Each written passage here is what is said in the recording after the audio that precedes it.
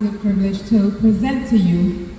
Es un honor y privilegio presentarle a doctora Kimberly Jones por la primera vez, and it makes total sense for me to introduce her in Spanglish because she had the courage to go ahead and use Spanglish in her dissertation to honor the experiences of Latina administrators in community colleges. And I feel really lucky because I got to see her in action in her role as a senior level administrator at a community college.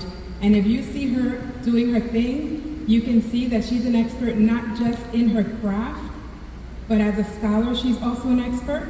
So it was just an honor to be part of her committee and see her in action in so many, and it's a 360 for me. So I present to you Dr. Kimberly Jones.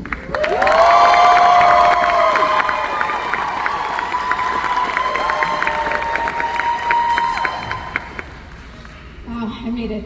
I don't have a lot of time, so I've written an extensive acknowledgement thank you section in my dissertation to the village that helped me carry me to the stage. I'm going to speak very quickly.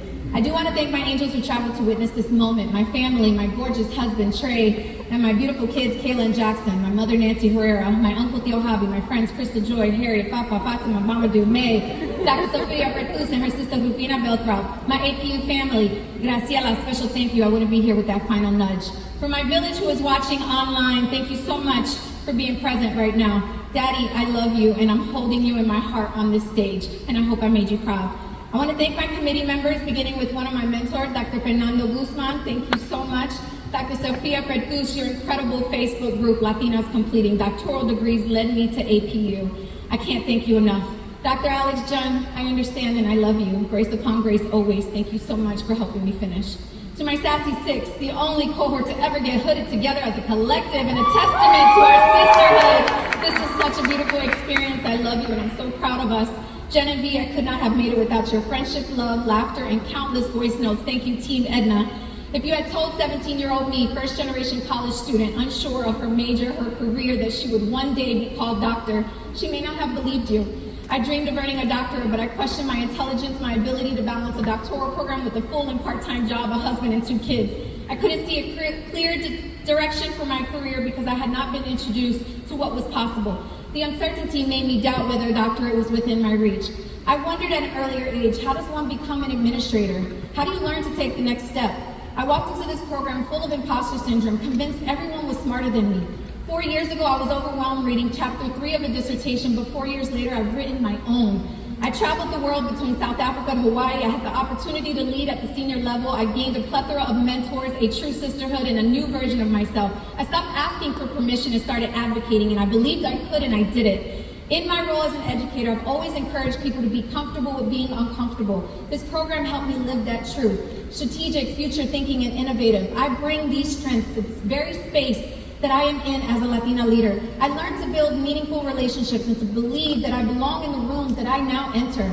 There are still questions like, how do I use this, and will opportunities come? But I know this much, exposure changes you. And I am no longer behind, I am exactly where I'm supposed to be. So I want to close with a poem. I made it, lo hice. And when I say I mean we, because I did not walk this path alone. By the hands of my mother who said, fight them with their mind. By my father, the first man I loved, who taught me to stand strong. By my husband, my rock, my life, you held it together while I chased the stream. My true #1 fan, my best friend, my everything, thank you, love.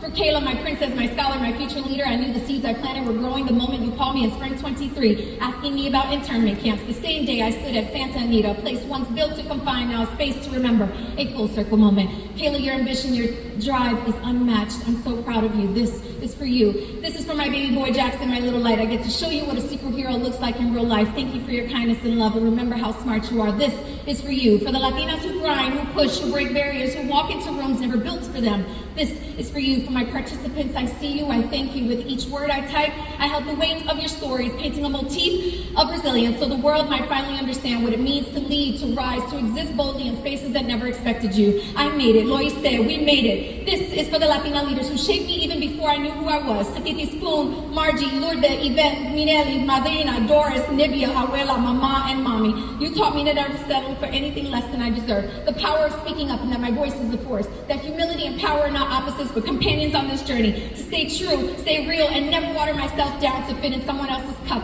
That authenticity is a form of liberation, and that kindness is a super strength, and that no matter how far I go, staying connected keeps me whole. That knowing my worth is more than important than staying in spaces that do not deserve me. Taught me that caring for others is not weakness, but the deepest kind of strength. And for my mother, the matriarch in my life, you taught me I can do anything.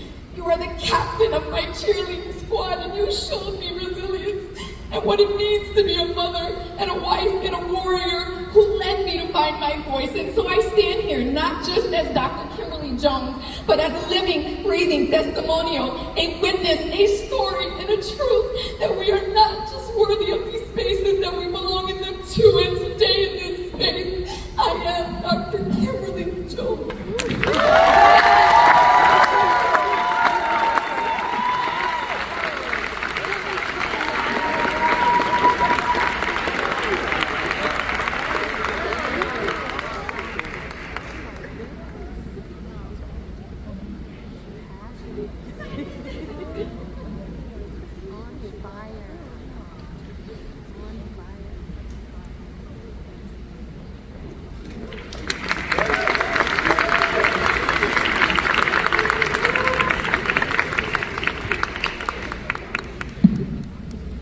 Well, it's my pleasure to introduce Dr. Veronica Arrowwood from the 2021 cohort.